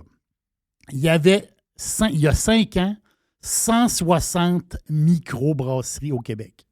160 micros. Il y a 5 ans, on est rendu à 328 micros. 160, 328, bien, ça a doublé, là. Wow, ça a doublé. Le nombre de microbrasseries au Québec ont doublé en 5 ans. Bon, là, il faut que tu arrêtes. L'affaire, c'est que, où que ça arrête? Je vais vous le dire où que ça arrête. Ça arrête dans les magasins. Parce que les magasins, ils ont de l'espace tablette. Le magasin, il ne peut pas agrandir par en dedans. Le magasin, lui, il y a des tablettes. Il y a des frigidaires. Il y a de l'espace. Là, à un moment donné, il y a un nouveau produit. Là, le brasseur va dire, j'ai 2 nouvelles canettes. J'ai 2 nouvelles bières. Oui, arrête. Arrête d'en faire, Christophe. Je ne sais pas où à mettre. Puis, il faut l'avoir, là. Fait que, problème d'espace de tablette dans les supermarchés est de 1. Et les boutiques spécialisées commencent à être saturées aussi. Fait que là, à un moment donné... ça craque de partout, l'histoire de bière. L'affaire, c'est que la bière rentre, ils ont des permis de microbrasserie. La bière rentre, à un moment donné, il faut que tu vendes la bière. Je comprends que sur place, c'est le fun. Tu passes là, tu prends une bière à microbrasserie, c'est le fun. Et moi, j'adore ça, là. Je passe, moi, dans le coin de la Beauce, il y a des microbrasseries, j'aime ça. Mais l'affaire, c'est que cette bière-là, ils ne peuvent pas juste vivre en vendant de la bière sur place. Il faut qu'ils en vendent des magasins. Mais les magasins n'ont plus d'espace. Il est là le problème. C'est l'espace. Là, les produits rentrent. À un moment donné, ça ne marche plus. Là. Fait que il va y avoir un crash là-dedans. Là. Je te le dis. Là. Il va y avoir un crash. On parle beaucoup de distilleries qui sont en difficulté. Les microbrasseries, ça va commencer à brasser. L'autre affaire. Avant, je peux te donner un genre de breaking news d'une école de Laval. Tu sais, quand je vous dis qu'on est dirigé par une gang de maniaques, en bon québécois, on dit des crises de fous. OK? Donc, la beauté, c'est qu'on peut le dire, on est sur Radio Pirate Live. On est entouré de maniaques, de débiles, de gens complètement disjonctés. Les parents d'une école, en fait, c'est le centre de service scolaire de Laval. OK? Donc, envoyer un email aux gens, les parents des étudiants dans les écoles. Chers parents, en raison des feux de forêt qui frappent le Québec et des impacts de cette situation sur la qualité de l'air, le centre de service scolaire, ça m'énerve, commission scolaire, ils ont fait semblant qu'ils ont fait disparaître les commissions scolaires, ils ont changé les noms, je vais le faire. Donc, la commission scolaire de Laval a reçu aujourd'hui une directive de la direction de la santé publique de Laval. Voici donc les consignes qui seront appliquées dans les établissements du CSS de Laval jusqu'à la levée de la directive. 1. Les élèves et le personnel devront demeurer à l'intérieur de l'école, même pendant l'heure du dîner et les récréations. Ah non, je vous le dis. Qu'est-ce qui se passe? Non, on est entouré. On est entouré de cabochons. On est entouré. C'est des maniaques. Je vous le dis que c'est des. Ils sont plus fous. Ils sont maniaques. Regarde, c'est du monde à crisser en dedans, là, puis à soigner. L'apport d'air extérieur sera limité à l'intérieur des établissements afin de limiter l'exposition aux polluants générés par la fumée des feux de forêt. Bien, voyons donc, je vais le faire. C'est du monde qui vont s'en aller en camping, qui vont se faire des feux, puis ils vont être s'asseoir avec des guimauves à 3 pieds du feu. Êtes-vous fous? Simonac, le monde ne pourra pas avoir d'air de dehors dans le système de changement d'air. Ils vont bloquer ça. Et donc, nous vous remercions de votre compréhension et pour obtenir plus de détails sur cette directive, nous vous invitons à consulter le site de la Direction de la santé publique. Non, c'est des maniaques, c'est carrément des fous, des débiles. Vas-y, Jerry, excuse-moi. Mais c'est un breaking news. Oui, exactement ça. As-tu vu ça, l'histoire du Home Depot? Je ne sais pas si c'est nouveau, là. Je m'embarque peut-être dans quelque chose, là. Mais au Home Depot, tu peux acheter une mini-maison préfab pour 50 000. Ouais, je ne sais pas si c'est ça vraiment, là. C'est-tu réellement toute une maison? Je sais pas. OK. Je sais pas. Je peux 50 000 piastres, une maison. Ouais, mais si tu veux me faire fermer un article, parle-moi de mini-maison. Une mini-maison, regarde, il n'y a personne qui veut vivre dans une mini-maison. Parce que dans une mini-maison, si tu es empoigné dans ta maison pendant, je sais pas, mettons COVID, tu te tires une balle après 3 mois. Là. Je veux dire, les murs rapetissent, c'est une place que tu vas finir au bout d'une corde. Là. Mini-maison, c'est des histoires de TV, c'est des histoires de journalistes, c'est des histoires que dans la vraie vie, ça n'existe pas. T'envoies à Home Garden TV, mais t'envoies nulle part alentour de chez vous. Ça existe nulle part. Il y a un petit quartier à Québec de mini-maison. Ouais, voyons, il n'y a pas de quartier. À Sainte-Brigitte-de-Laval. Il n'y a pas de quartier de mini-maison. Là. Je sais pas comment il y en a. Ouais, il doit y en avoir 7, puis ils ne sont pas vendus. Ou si c'est quelqu'un qui les a achetés au bout de 3 mois, il veut la vendre, puis il va perdre 40 000 $ dessus. Non, il n'y a pas de marché là. 0 marché. Là. Oublie ça. Là. Ça n'existe pas. Mais non, ça n'existe pas. Hey, l'histoire, ça, c'est drôle parce que ça, c'est une histoire de... Moi, je pense que c'est une histoire de pays pauvres, là, OK? Le monde qui se font voler leur catalyseur sur leur char. Là. Capoté, là. Ça, c'est pas la première fois que j'entends ça, moi. Là. Non, c'est rien de nouveau là-dedans. Non, mais l'affaire, c'est que c'est 60 % de hausse depuis un an. C'est 1700 % de hausse sur 5 ans. Ça, c'est une affaire qu'on voyait une fois très rarement il y a 5 ans. Oui, c'est une patente de place de pauvre. Ça, c'est une patente de place de pauvre. Ben oui. Oui. Le monde, il ramasse. Puis pas juste ça. L'affaire, c'est que tu te fais enlever ton catalyseur. Tu dis, Colin. Là, tu appelles l'assurance. Puis là, ils ont brisé d'autres choses avant de l'enlever. Ils disent, c'est un 8 000 à 11 000. Ça, s'ils volent ça, c'est parce qu'il y a des pièces. C'est-tu de. Dans le catalyseur, là, il y a quelque chose. Il y a du palladium. Il y a du platine. Oh, le palladium. Oui, ça, c'est un bar. Wow. C'est un bar de discothèque. Mais il y a du rhodium. C'est le rhodium qu'ils veulent avoir. Qu'est-ce qu'ils font avec le rhodium? Le rhodium, c'est 6 500 $ l'once. Oh! L'or est à combien? Il est à 2000... 1900 quelques. OK, il a baissé à 2000. Ouais. L'autre est à 6 500 $ l'once. Il y en a combien dans une patente? Ça se calcule en grammes, mais l'affaire, c'est que je ne sais pas la quantité de grammes, mais moi, je dis que ça ne prend pas beaucoup de catalyseurs pour avoir un once. Ouais, mais là, à 6000, d'après moi, c'est... Non, mais... D'après moi, ça prend beaucoup de catalyseurs pour avoir un once. Moi, je pense l'inverse de toi. Il y a combien d'onces dans un gramme? Il y a combien de grammes dans un once? J'ai déjà mal à la tête, là. Je sais pas. Je sais pas, moi non plus. Habituellement, je prends un tableau de conversion, là, je m'en vais sur Google, je fais ça. Hein? Donc... C'est-tu 28? Il y aurait 28 grammes. C'est combien? C'est l'once qui coûte 6 000 quelque chose? Oui, il y aurait 28 grammes. Oui, mais il y a 28 grammes. Mais je veux dire, il y a combien de quantité dans un catalyseur? C'est ça qu'il faut savoir. Je vais chercher. C'est ça qu'il faut savoir. D'après moi, il n'y a pas tant que ça. Là. Moi, je te dis que ça n'en prend pas tant que ça. Mon feeling, ça n'en prend pas tant que ça. Mon feeling, c'est qu'il en vole une dizaine puis ils sont corrects. Ça veut dire que dans un catalyseur, il y a 300-400 $ de... comment t'appelles ça? Oui, du rhodium. Du rhodium. Parce qu'un catalyseur, ça, c'est cher, je pense. Ouais, je sais pas. Je connais pas ça. Je suis pas un gars de... Je suis pas un gars de mécanique ben. Là. Mais je vais aller voir le prix d'un catalyseur. Hey, pendant que tu fais ça, je veux juste inviter Alain Raes. Je sais même pas si je donne son nom du monde. Un catalyseur, ça peut valoir jusqu'à 1000 $. OK. Donc... de camion, mettons, ou de... OK. Donc là-dedans, il y a probablement 200-300 $. Je sais pas, là, ouais. OK. Donc une 10, 12, 14 catalyseurs. Tu peux te ramasser un 6 500 $. Mais c'est donner la misère pour 6 500 $. On parle de 0,1 gramme. Et si boire. Dans un ça en prend beaucoup? Ouais. OK, ça va en prendre beaucoup, là. Là, ça veut dire... Pourquoi qu'il vole ça? Parce qu'il est cave. De quoi il est cave? Ben oui, il est cave. Ah oui, lui, il dit... Le gars, il dit, ouais, mais t'as peu, t'es rendu à 40 catalyseurs et t'as pas encore 2000 $ à ramasser, là. Ouais. Tout de faire ça? Ben non, c'est de la merde, ça. Quand je te le dis, hier, quand tu m'as écrit ça, je t'ai dit, ça, c'est une patente de pauvre. Ah, mais c'est pas pauvre ordinaire. Ça, c'est se donner de la misère. Alain Raes. Tu connais ça, Alain Raes? Oui, je connais. Je sais pas, je le nomme comme du monde. Ah, c'est ça. OK? Raes. Alain, décroche.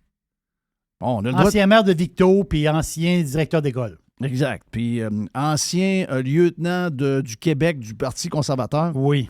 Il est fâché après moi. Ben oui, il est fâché, là.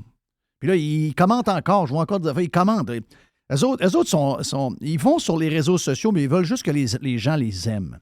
Ça n'arrivera pas, là. Vous êtes des politiciens, puis on est dans la partisanerie jusqu'au max. Donc, oubliez ça, ça n'arrivera pas.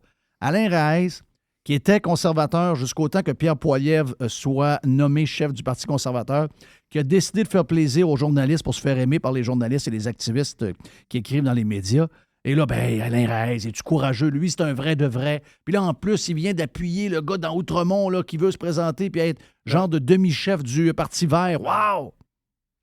Ben moi, ce que j'ai écrit, C'est incroyable comment un gars, il prend n'importe quoi pour se faire aimer par les journalistes et que des vires capots de même, ben c'est ça qui fait que la démocratie, c'est de la marde et qu'on a l'impression que la démocratie s'est rendue une genre de gomme ballon où les gens se promènent d'un bord et de l'autre, il n'y a plus rien de rigide, tout est mou. Aujourd'hui, là, je regarde un peu ce que les journalistes disent, puis aujourd'hui... Donc, les principes, les principes, les valeurs, les convictions, c'est en gomme ballon, cette affaire-là. La preuve, c'est que le gars est genre de lieutenant du Québec pour Stephen Harper, décide de lever le fly parce que Poilier, oh, il y a des camions, du crise de camions. En venez-en des camions, du monde qui prenait des cafés dans des piscines, je vois le faire. Et là, là, j'étais dépendant, puis les conservateurs, Et là, il va appuyer le gars du Parti vert dans Outremont. My God! Si ça, c'est pas un vire-capot, c'est quoi? Donc, là, il dit, Jeff me crache du venin sur moi. Ça me permet de faire du ménage dans mes réseaux sociaux parce qu'il y a plein de pirates qui m'attaquent. J'ai jamais craché de venin. Chaque fois que j'ai parlé avec Alain est très gentil. Il a l'air d'un bon yaube. Mais là, il est passé de Hells Angels à danseur de ballet. Tu sais, je veux dire, à un moment donné, là, ça peut pas être plus vire-capot que ça. Là. Donc, c'est pas du venin, c'est la triste réalité. C'est ça que t'étais, c'est ça que t'es devenu. Before and after. Regarde, si tu veux qu'on fasse, vis avec. Puis si jamais, vous n'êtes pas capable de prendre ce genre de critique-là, qui est assez mollo, merci, sais-tu quoi? Vu que tu as fourré les électeurs de Victo et ce coin-là, mets ton poste en jeu, pars une élection partielle, puis on verra. Puis même pas ton poste. Sors de là. Si les politiciens d'aujourd'hui, woke d'aujourd'hui, sont plus capables de prendre un commentaire qui les questionne sur leur intégrité, alors qu'aujourd'hui, on est dans une société de gomme-ballon où les gens passent de un à l'autre en une demi-heure, va plus ses réseaux sociaux, puis deux, quitte la politique, je vois le vert. Ouais, c'est à cause de des gars de même que les gens ne se présentent pas en politique. Hey, arrêtez de me dire que les gens ne se présentent pas en politique. À chaque fois qu'il y a des élections, tout le monde veut y être. Je pense qu'on était rendu à 14... Québec, dans le temps, là-bas, on me disait hey, le monde ne veut plus se présenter en politique à cause des radios. Je pense qu'il y avait 14 candidats à mairie à la dernière élection. Arrêtez, là. Donc, Alain, ce que je veux dire, c'est que... Il n'est pas pareil. À chaque fois que j'ai parlé, c'est un gentleman. C'est pas la question. Là. C'est la question que c'est bien ordinaire ce qu'il a fait. Puis on a questionné là, son chum, là, Paulus. Là. Quand Paulus a tourné le dos au camion, j'ai dit, voyons, Paulus, je pensais que c'était un gars de l'armée, c'était un vrai conservateur. Qu'est-ce qui est arrivé, ces camions? On y a parlé. Alain, on peut se parler. Viens ici, on peut le faire à distance, on peut en jaser, mais il y a quelque chose à jaser là. Un conservateur qui était près de Stephen Harper appuie maintenant un candidat qui veut être chef ou demi-chef du Parti vert du Québec, du Canada. C'est quand même spécial, là. Si Alain Reyes se représente dans son parti, je suppose qu'il va être vert. Il semble que non. Il y a quelqu'un qui a écrit ça, puis il a dit non, ça n'arrivera pas. Mais moi, je sais pas. Mon feeling, c'est que je pense qu'il veut finir des médias. OK? Ouais? Tu sais, ça semble ça pas mal. Là. Quand tu parles, là, il est rendu qu'il parle que de... Si le gros sujet, c'est les affaires vertes, le climat. Quand tu es rendu à parler de ça... Mais lui, il est pour les tourniquettes là, dans son secteur. Là. Oui. Les éoliennes, il est pour, lui. Là. Oui, les éoliennes dans le coin, alors que tout le monde est en sacrement. C'est un des plus beaux coins du Québec. Ils vont te maquiller ça à tour de bras. Ça va tuer des oiseaux, ça va tuer un paquet d'affaires, ça va faire du bruit quand ils vendent fort. Donc, le monde est en joie le vert, sauf les gars qui ont des terres agricoles sur lesquelles les éoliennes vont être. Eux autres, ils vont aller chercher 30, 40, 50, 75 000 piastres par année juste à avoir des éoliennes sur le terrain. Mais les autres ne veulent rien savoir. En tout cas, garde un message pour Alain. Alain, tu es le bienvenu à Radio Pirate. Ça nous fait plaisir de te parler. Et on le fera quand tu veux. Regarde, j'ai aucun problème avec ça. T'as aimé le film Air de Jordan? Je termine ça. J'ai adoré. C'est-tu bon? Ah, regarde. Non, j'ai quand même je vais le réécouter d'ailleurs. Oui, je vais le réécouter. C'est rare qu'on réécoute quelque chose. Là. Aujourd'hui, il y a tellement de stock. Moi aussi, j'ai le goût de le revoir. Ben Affleck, là-dedans, il est bon. Ben Affleck, là. Il n'est pas bon acteur, ça, mais Ben Affleck, il fait beaucoup, beaucoup de films. Il en fait 2, 3 par année. C'est juste que Ben Affleck, ça me fait chier quand il a fait Batman. Ouais, je comprends. Je l'ai pas vu. Ça n'a pas rapport. Tu sais, il y a trop eu des... Il y a une couple de gars. Il y a Ben Affleck, puis... Qui a fait? En tout cas, pour moi, il y a Michael Keaton, puis le gars, là, le Britannique, celui qui était bon, il a fait 3-4, là, il était bon, lui. Batman, tu penses? Oui. Là, tu me le trouveras. Mais il était vraiment bon, là. Les autres, c'était un petit peu douteux, la patente. Ben a vendu sa maison. Ben, il s'est marié avec Jennifer Lopez.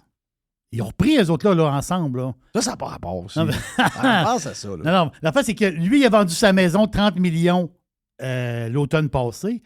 Jennifer, elle a vendu sa maison à Bel-Air 42 millions. Et là, hier ou avant-hier, ils viennent de s'acheter la maison de rêve, puisque c'est ce petit couple parfait, ça. Ils viennent d'acheter leur maison de rêve. Ils viennent de payer 60 millions de dollars en Californie. Wow, c'est Christian Bale, ça se peut-tu? Oui. Ouais, c'est Christian Bale. Bale? Comment est-ce qu'on l'écrit? B-A-L-E. OK. Donc, c'est le nom que je cherchais. Ah, ouais. 60 millions de maisons. C'est quoi une maison de 60 millions? Il y a un film que... Je ne sais pas si tu l'as entendu parler de ce film-là, Le Dernier Duel. The Last Duel. OK. Non. Un film médiéval de Ridley Scott. OK. T'as pas vu ça, Jeff? Non. Moi non plus. Non, moi non plus. J'y ai vu la bande-annonce, ça a l'air vraiment bon, là. Mais c'est un film qui est sorti il y a 2 ans. Ben Affleck, il est dedans. OK, mais pourquoi il repasse la bande-annonce? Je sais pas pourquoi on dirait qu'ils veulent pomper ce film-là. Je sais pas pourquoi. OK. Moi, j'ai jamais entendu parler de ce film-là. C'est un film médiéval. Oui, ça a l'air. Je suis pas très médiéval, moi. La période médiévale? Ouais, je suis pas très médiéval. Non. Du chevalier, ça se claque sa gueule pas mal. OK. Oui, ça joue off, hein? Ben, ça coupe des tailles, ça fait même. Ouais, je peux aimer ça. OK, finalement. Ouais. OK, je vais m'intéresser à ça.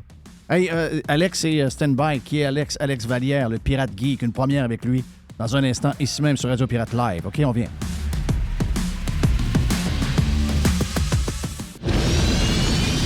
Radio Pirate. RadioPirate.com. Jeff Fillion.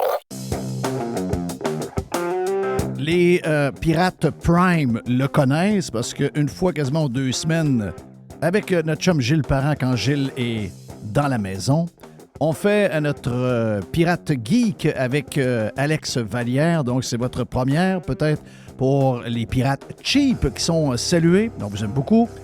Et, Alex, bienvenue dans le live. Donc, ça, là, ça veut dire que tu es accepté pour vrai, là. Hey, je suis full patch. T'es full patch. T'es full patch. C'est bien nice.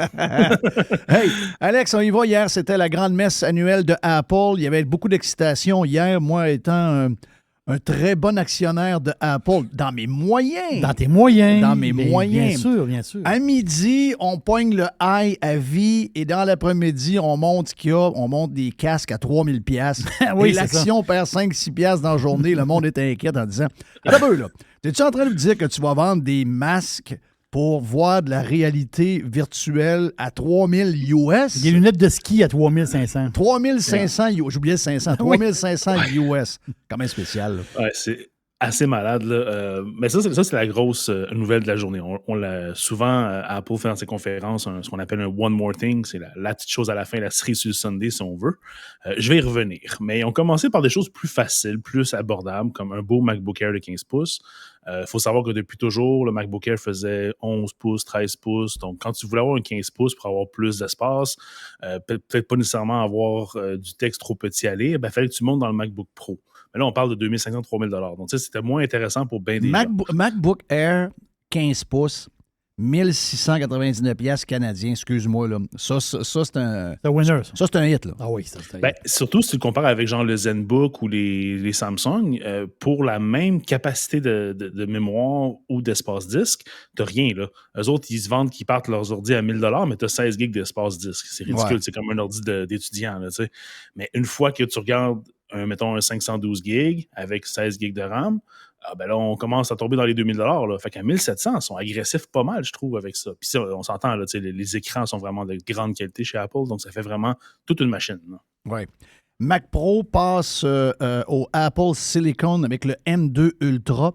Qu'est-ce que c'est ça? C'est le processeur, j'imagine, c'est ça? Oui, c'est ça. C'est que dans toute l'espèce de conversion d'Apple, de Intel à leur propre processeur, il restait un seul ordinateur qui n'avait pas encore fait le switch. C'est le Mac Pro, la grosse tour finalement avec en métal et avec les petites pattes, le kit. Donc là, ils ont fini par dire, là, c'est fait, on le switch. Maintenant, c'est rendu avec un M2 Ultra. Donc le M2, c'est la deuxième génération de leur processeur quand même 9 000 $ pour une tour. Ouais, c'est une tour, mais c'est quand même assez bien équipé. Là. On mais ça, c'est pour les gars qui font des films, c'est pour les gars qui font du graphisme de haut niveau, c'est ça, c'est ça encore? Ben, oui, c'est encore ça. Puis c'est un peu malade, comme dans la version juste avant, qui était faite encore avec Intel, il y avait ce qu'ils appelait une carte Afterburner. Ça, c'est une carte qui permet de convertir des flux vidéo. Donc, tu reçois du 4K ou 2-3 feeds en même temps, puis tu peux les convertir en temps réel. Ben, cette nouvelle puce est tellement puissante qu'elle a l'équivalent de 7 cartes Afterburner en une. Wow. Fait que c'est comme, on est rendu à un niveau où ça vaut même plus la peine d'en parler tellement c'est rendu puissant. Non, là, et eux autres, là, Apple, quand tu dis qu'ils ont fait leur microprocesseur, c'est vraiment eux où ils l'ont développé puis ils la font avec, je sais pas moi, Intel ou Nvidia. C'est vraiment eux qui la font?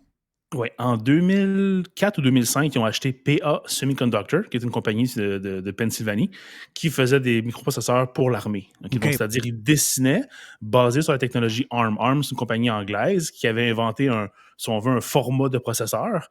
Et Apple, cette compagnie-là avait licencié les droits pour pouvoir faire ses propres processeurs basés sur la plateforme ARM. Apple ont racheté ça, puis ont dit ça, c'est bien, mais nous, on veut pousser ça encore plus loin. Fait qu'ils ont pris la technologie, ils l'ont améliorée, ils l'ont mis dans les iPhones à partir du iPhone 4, je crois, 4 ou 5, pour avoir leur propre processeur. Ce que ça faisait, c'est qu'en comparé avec les autres compétiteurs, c'est que non seulement tout ce que ton téléphone fait, c'est-à-dire l'accéléromètre, le son, la caméra, tout ça est rendu dans le processeur. Fait qu'il est extrêmement rapide et consomme 10 fois moins d'énergie. Oui, OK. Donc ça, c'est la grosse affaire. Le game changer était là. Exactement, surtout pour la batterie. Fait que c'est pour ça qu'en prenant ce processeur-là et en l'amenant dans le monde des ordinateurs, là, non seulement tu y rajoutes des fonctionnalités, comme dans le cas, mettons, du Mac Pro ou du MacBook Pro, tu peux convertir des formats vidéo directement sur le processeur avec des instructions optimisées. Donc, au lieu de prendre, on va dire, 1 heure pour convertir une vidéo, ça va te prendre 5 minutes. Oh, wow! Ou des fois en temps réel même, c'est un ordinateur assez puissant. Donc, ils ont poussé la chose là. Puis là, c'est fun avec les fameux processeurs M1, M2, c'est qu'il y a le M1, M2, il y a le M1, M2 Pro, il y a le M1, M2 Max, puis le M1, M2 Ultra. Ouais. Là, grosso modo, c'est un Pro, c'est comme 2 M1 normal, un Max, c'est comme 4, puis un Ultra, c'est comme 8, si on veut. T'sais. Fait que c'est vraiment, leur architecture permet de comme, en mettre plusieurs sur le même wafer qu'on appelle, la même gaufre, si on veut. Ça fait que tu peux décupler ça assez facilement, puis le système comprend la chose. Donc, que tu aies un M2, ou que tu en aies 3, ou que tu en aies 4, ou que tu aies 2 Ultra, il n'y a plus de limite. Là. Le Mac Pro, il y a un Ultra, mais moi, je pense que dans quelques mois ou un an, on pourrait avoir... mais tu peux pas toucher aux écrans encore. Il n'y a pas de touch encore. Non, ça va juste salir tes écrans. Tu fais rien d'autre avec ton écran à part le salir. Ah, come on, man. Ça nous prend de temps en temps, c'est le fun. Là. Moi, les affaires de... le pognassage de Noun en bas, j'aime pas ça. Là. Le carré, t'aimes pas ça, le carré? Je suis tanné du pognassage de Noun. Oui, ça prend le doigté pour pogner à Noun. Je sais, mais là, j'ai fait ça jeune. Je suis rendu trop vieux, j'ai le shake. OK, t'as le shake, c'est à Noun. J'ai ça, j'aime pas. C'est pas mauvais d'avoir le shake des fois. Oui, c'est ça. Ben, ça, regarde. Ils me le diront. Hey, on peut-tu passer au fameux casque, là, parce que 3 500 $, c'est 4 700 canadiens. Et il ne sera pas disponible au Canada avant un bout, là. Exact. Il y avait t'aimes beaucoup les petites rumeurs, donc il y avait une grosse rumeur qui disait qu'à l'intérieur d'Apple, il y avait 2 camps. Tu avais le camp de ceux qui disent oui, il est prêt, on peut le lancer, même si on ne va pas le faire production de masse, on va le faire tout de suite pareil, il faut le faire. Puis tu as un autre camp qui disait non, mais on veut terminer le produit, le rendre final, mais comme prêt à consommer pour le consommateur moyen. Fait que les deux se battaient à l'interne. On se rappelle, l'Apple Watch, la première génération était très sous-développée, sous-performante. C'était très difficile de faire quoi que ce soit avec. Puis les mises à jour subséquentes ont vraiment rendu la chose très lente. Mais là, on est un peu dans la même game. C'est que là, ils nous sortent un casque qui a plein de fonctionnalités, mais qui est extrêmement dispendieux, puis qui ne s'adresse pas vraiment à monsieur, madame, tout le monde. Tu ne verras pas ma tante Georgette avec un casque dans sa face là, à ce prix-là. Là. Donc, on est un peu comme entre deux chaises. Fait qu'ils ont décidé de le sortir finalement. Donc oui, effectivement, 4 700 $ pour un casque qui fait un paquet d'affaires. Mais qu'est-ce que ça va faire, ça? C'est quoi l'histoire? C'est quoi le but? On fait quoi avec ça, là? Ben, écoute, ce casque-là, c'est intéressant, c'est que c'est le premier que je trouve qu'il y a beaucoup de use case. Parce que la principale fonctionnalité, c'est qu'il fait autant de la réalité augmentée que de la réalité virtuelle. Et voilà. C'est-à-dire... Il y a les deux, là. Exactement. Comparé à la plupart des autres casques, tu te mets comme une visière opaque puis tu vois plus ton environnement. Donc là, tu tombes dans la télévision, tu t'enfermes sur le divan, tu écrases le chat. Tu sais. Bon, là, c'est pas ça. Celui-ci, il y a des caméras à l'extérieur. Il y a des caméras aussi dans le bas. Faut voir notre blonde à un moment donné. Là, mais c'est ça. Quand tu fais signe, faut mais non, mais pas rien que ça. Si t'es trop isolé puis t'es quelque part puis tu sais pas qu'elle est là. Ben, l'isolation, ça marche juste pour deux contextes. Oui, je comprends ce que tu veux dire. OK, bon. T'écoutes quelque chose qu'elle n'est pas au courant, mais tu veux savoir si elle est là ou pas. Ouais, faut que tu le saches un peu parce qu'à un moment donné, ça peut mal tourner dans la patente. Oui, c'est ça. Oui, effectivement. Ah non, mais tu ris, il va y avoir des histoires là-dedans. Ben oui, il va y avoir des histoires. Il va y avoir des histoires. Il va y avoir des gars qui vont passer le journée à se pogner le morceau. Là. Et ben oui, il y a des madames qui vont dire là, enough is enough, tu me touches plus, tu me regardes plus, mais t'es avec ton maudit casque, puis t'as l'air d'être dans des partous à longueur de journée. C'est sûr qu'il va y avoir des affaires de même. Là. C'est clair. Ben oui. Fait que c'est ça. Fait que les deux use cases, je te dirais, principal pour la VR, c'est voir des films. Donc, tu t'isoles. Tu as un gros écran. Tu vas avoir un écran 125 pouces devant toi là, avec un casque virtuel. Là. Le côté intéressant du casque d'Apple, c'est qu'il détecte la profondeur, il détecte les objets. Fait qu'il peut, comme entre guillemets, accrocher l'écran sur le mur. Puis toi, tu peux bouger la tête, puis l'écran reste où ce qui est. Donc, ça fait vraiment comme si tu avais un méga écran cinéma maison à la maison. Et l'autre use case, c'est vraiment pour les jeux. Dans ce cas-ci, ils n'en ont pas parlé du tout. Donc, j'ai hâte de voir leur stratégie. Ouais. Surtout qu'ils n'ont même pas de contrôleur. C'est vraiment avec les doigts. Ça, c'est la autre nouveauté, c'est que les caméras sous le casque permettent de détecter tes doigts. Puis juste à faire un signe de pincement, ça veut dire clic. Fait que tes yeux regardent l'interface. Il y a des essais de caméras infrarouges qui détectent ta rétine. C'est capoté, ça. Puis qui voient où tu regardes. Fait que je regarde l'icône, mettons, de photo, puis je fais un pincement de doigt, ça clique sur l'icône. T'sais. Fait que t'as plus de souris, finalement. C'est juste tes yeux qui regardent, puis qui cliquent. Ah, c'est bon, ça. C'est bon. Hey, moi, la seule chose que je veux savoir de ces rassemblements-là, c'est quels vont être les nouveaux émoticônes. OK? Moi, c'est ça que je veux savoir. iOS 17. Est-ce qu'il y a des nouveaux émoticônes dans patente? C'est ça. Ouais. Moi, c'est la seule affaire qui m'intéresse dans les réunions de Apple. Ouais, ben, comme bien des gens, c'est un peu ça aussi qu'ils faisaient il y a quelques années. Ils sortaient les émoticônes dans la version 0.1, c'est-à-dire la première mise à jour après la mise à jour majeure, parce qu'ils voulaient que les gens embarquent. Et ça marchait, hein. Ils ont des statistiques là-dessus, justement. Là, voilà, je suis pas si fou que ça, hein? Ben non. Plus il y en a qui se rajoutent, plus les gens embarquent vite. Donc, c'est vraiment une grosse affaire de plus. Je te dirais, tu sais, j'ai pas exactement vu la liste des nouveaux émoticônes, mais il y en a, c'est ça certain. Au niveau d'un message, ce qui va changer beaucoup, c'est qu'ils font beaucoup encore affaire avec leurs stickers, là, les espèces de petites images que tu peux drag and dropper, tu peux créer tes propres stickers. Ça va être le côté un peu nouveau qui est un petit peu moins intéressant, je te dirais. Quand les gens te laissent des messages audio, tu sais, tes filles doivent sûrement faire ça avec toi, elles font ça, les miennes font ça avec moi, ils m'envoient un message audio, il faut que tu pèses play, puis t'écoutes, tu sais. Mais là, tu vas avoir la transcription en temps réel. Donc, la personne te laisse un message audio, tu vois le texte, tu n'es pas obligé de l'écouter, faut que ça, c'est le fun. Ils vont un petit peu aussi changer l'interface de message. Un truc qui est cool, qui est quand même le fun, c'est la fonction de check-in. C'est que si, maintenant tes enfants disent « OK, je m'en vais à tel endroit, je t'écris quand j'arrive », bien, quand ils arrivent sur place, ils font juste comme une action de check-in, puis toi, tu reçois un check-in avec la localisation automatiquement. Fait que tu sais qu'elle s'est rendue à destination, par exemple. Fait que ça peut être intéressant, comme je te dirais. Mais le truc que je trouve le fun, puis j'ai encore des questions à savoir comment ça va marcher, c'est au niveau des messages vocaux.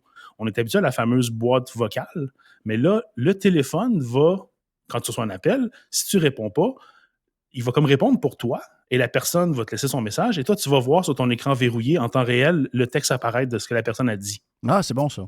Fait que je sais pas s'il faut que le fournisseur de service fasse quelque chose comme un peu la fameuse boîte vocale visuelle qui n'est pas disponible avec tous les fournisseurs ou qui charge 3$ par mois pour te l'offrir. Ouais, il faut dire aussi qu'ils ne chargent pas cher. Là, donc c'est ça. C'est normal qu'ils rajoutent des prix de même. Toi, t'es très fort, ces boîtes vocales. Moi, je suis très, très fort. Oui, c'est ça. Hey, regarde, spécialiste, si vous me laissez un message vocal, ça se peut que je le prenne dans 7 ans. Oui. C'est ça, l'histoire.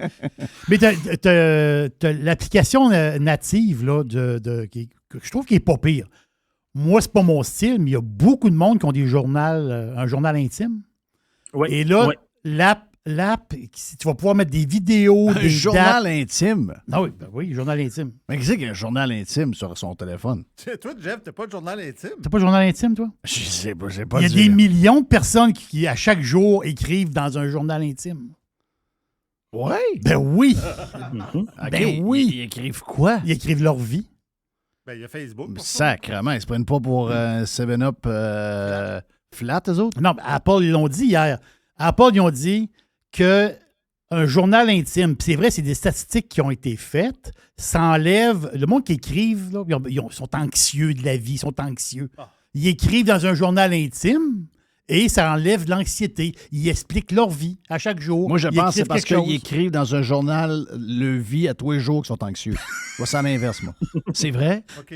Ben non, mais c'est l'inverse. Je pense que c'est... Ah ouais, je sais pas ça. C'est effectivement une application très populaire. Il y avait Day One qui existe depuis le début du App Store qui permet justement de créer des petits événements au fil de ta vie, finalement. Les gens s'en servent souvent pour, mettons, genre, mettre leur succès ou on passe une très bonne journée parce que, je sais pas, là, les premiers pas de fiston, c'était à telle date, puis ils mettent une photo, une vidéo, un audio. Ça peut être comme ça.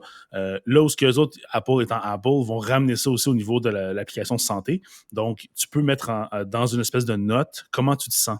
Puis, tu peux mettre des notes à ça. Puis, à la fin du mois, tu vas c'est méchant de patente woke, ça. Là. Ça, c'est très, très woke. C'est très, très, très woke. Comment tu te sens aujourd'hui? Mardi après-midi, je me sentais bien.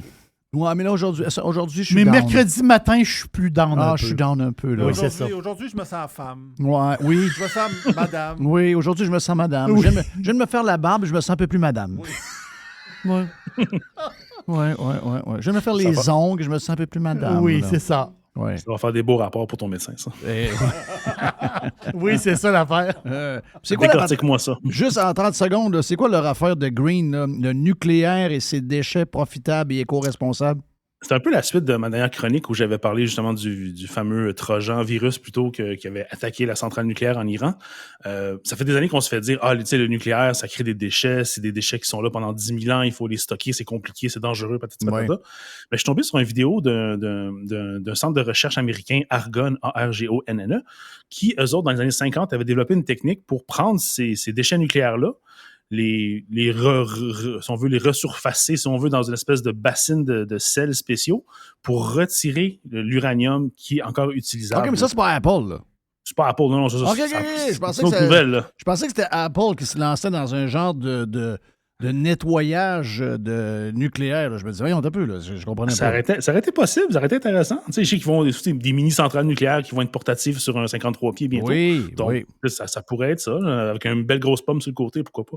Why not? Effectivement, des petites centrales nucléaires. Il y en a qui capotent sur le nucléaire, ils n'ont pas de ça, C'est l'énergie la plus propre du monde. Oui, mais tu sais, une des raisons pourquoi, c'était avec Ronald Reagan, quand lui a décidé de bannir le recyclage de nucléaire, parce que un des composants rejetés, si on veut, de ce recyclage-là, c'est du plutonium. Mais c'est pas le plutonium qui est utilisable pour faire des armes. Il n'y a pas le nombre d'atomes qu'il faut, le nombre d'électrons, je ne sais plus trop. Donc, c'est comme un plutonium inerte, qui est non radioactif.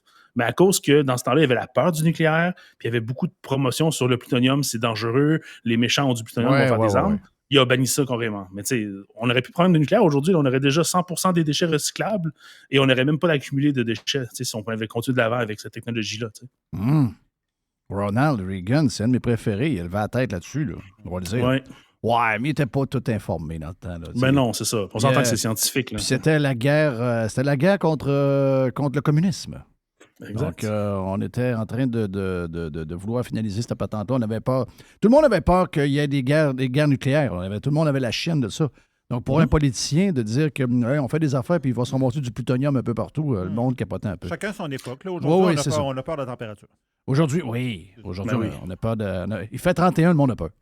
C'est quand même du jamais vu. Là. Le beau soleil, tout le monde en costume de bain comme dans le temps, on s'en va à la plage. Aujourd'hui, 31 degrés, attention, Valérie Plante a dit « Hey, faites attention, sortez pas de la maison, il fait trop frais, il fait trop chaud. » Hey, merci, mon ami Alex, c'est bien le fun. Le pirate geek, donc, il y avait du stock finalement avec notre pirate Apple. Geek. Yes. Thank you, mon ami. Ça prend toujours un geek quelque part. Ben oui. Ça prend toujours un geek. Ben oui, ça prend un geek. Thank you, Jerry. Thank you à Mr. White. Merci à notre chum Régent Tremblay qui était avec nous autres. Voilà pour le mardi. Quand le mardi est fait, excusez-moi, là. Après ça déboule en tabarnache. Hein? Là, c'est une semaine de 3 jours. Yes. Hey, si vous voulez avoir un green de golf en passant, je l'ai pas dit souvent cette semaine, allez sur Instagram, Jeff Le Green. Jeff Le Green. Donc, si ça vous intéresse. D'ici là, on se reparle demain sur le live. Et si vous voulez avoir plus de stock, on a tout ce qu'on a fait sur le Prime un peu plus tôt ce matin. Allez vous abonner sur radiopirate.com. See ya!